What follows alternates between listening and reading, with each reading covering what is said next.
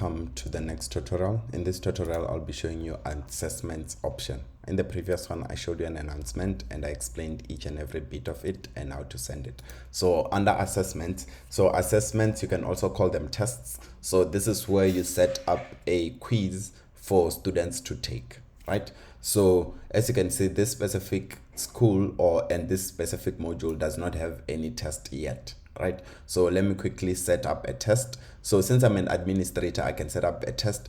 Even lecturers can set up tests, right? So I'll say set a test. So you'll see the screen here will ask me for the title of the test. This is how you define the specific test, right? So remember in the previous notification, I told them that you're going to be writing a test next week, Tuesday, right? So let me just call this test geometry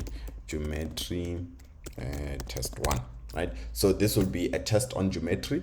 So now you will see that after doing this, I have a button to add a question, so I can add question, right? So this pop-up here shows me as a question for a test, right? So you can add many questions as many questions as you want for a test, right? So question 1, question 2, question 3, question 4, right? So the first question, I'll just ask them a simple question. I'll say how many sides does a triangle have, right? So how many sides does a triangle have, right? So this is the question, right? Remember, I'm an admin. I'm setting up a question. I'm setting up a test, right? So I'm gonna ask them this question. So here we have a type, right? The type is how do I expect the user to answer this question? We have 4 different kinds of types, right? The first one says pick one correct answer. This means that the user will be given options and they can only pick one correct answer.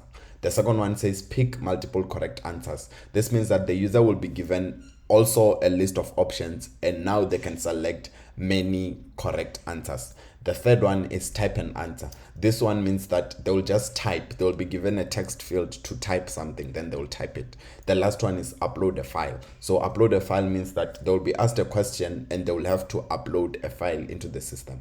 I'll show you each and every one of this, right? So let me select this one for the first question. So pick a correct answer. I'll select that. And then here you have an option, select a file that must be displayed here. If I want an image to be displayed or something, or a PDF document or something, I'll click here and attach it. But in this specific case, for this specific question, I don't want any picture to show, right? So now I'm adding options, right? So to this question, how many sides does a triangle have? So I'll give options. So I'll say it has 4, it has 2, it has 3, and it has 1. Right? So these are the options that I have. So I can say save question. Now you can see here that I've set up a test and it only has one question, which is this question, right? I can click on add question, and as you have guessed it, it will show me the same text field with multiple options, right? So it has options. I can quickly click here to remove these options because the next question does not have as many options, right? So in the next question, I will ask the question of how I don't know what question to ask. Let me just ask properties of a circle. Properties of a circle, right? I'll say pick the correct properties of a circle. Pick the correct properties of a circle, right? So this means that in this specific question, I'll want them to pick multiple correct answers, right? So I'll click on multiple correct answers, and here I'll say it has a radius, it has corners,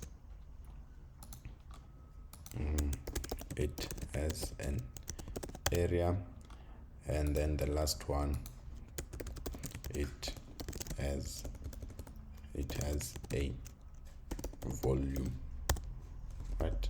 Volume. I don't know which one to use. Let me use this one.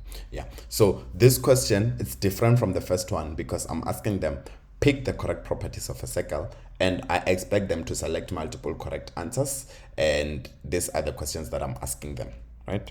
So I'll do this. and then I'll save, right? So that's the question. And then let me ask the third question. So for the third question, I won't give them options. So I'll be asking them to type their own answer, right? I'll say, what can I ask them? I'll just ask them, it's geometry. I'll just say, list, what is your favorite shape? Yeah, what is your favorite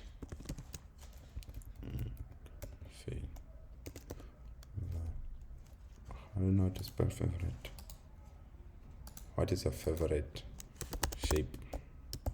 Now, in this type, I'll say type an answer, right? This means that they can type anything they want to type, basically. I'll save. Now for the last one, I'll ask them to upload something, right? So just to make it fun, I'll say upload your favorite meme. Okay, let me show you this option. So I'll say upload your favorite meme as well, right? So I'll say for this question, I'll show a picture, right?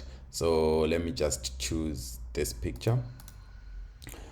Now, this is the question, but for this answer, I expect them to upload a file, right? So I'll click on upload a file. So in this specific case, when they're asked this question, they will see that Giphy that I selected, and they will be prompted to upload a file, right? So I'll save that question.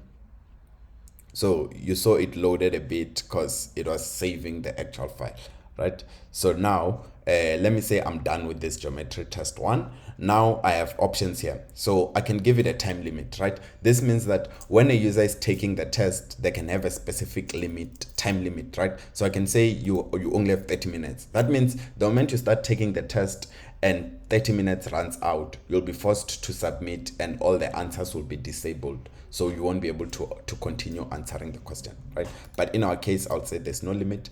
Number of attempts. This means that how many times are you allowed to take this test, right? So the default is no limit. That means you can take this test as many times as you want. But in most cases, you'll say once. This means that each user is only allowed to take this test only once, right? So I'll say no limit in this case. And then marking mechanism, right? Marking mechanism means that how must we mark this test, right? So the system is clever enough to be able to mark the correct answers. I'll show you just now how to set up a memorandum, but the system, you can set up a memorandum for the system, and then as soon as a user takes a specific test, as soon as they click submit, the test will be marked based on that memorandum. That's the automated option. And then the manual option means that the lecture will go straight into the student answers and mark all the answers that they gave one by one, giving them a mark. So I'll use that manual option, and then I'll click create, right? Are you sure you want to create? I'll say yes.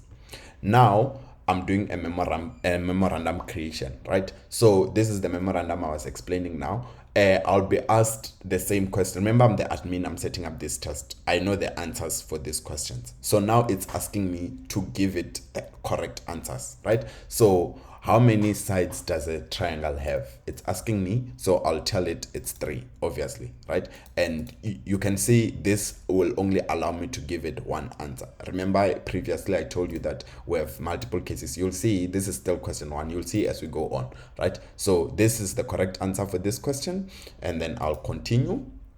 Now the next question, pick the correct properties of a circle, right? So you can click many options now, right? But we know that a circle has a radius and a circle has no corners. So I'll disable that. And then a circle has an area. Yes, it does. And then a circle has a volume. It doesn't have a volume. Only a sphere has a volume, right? So only these 2 answers are correct, right? And then I'll say next.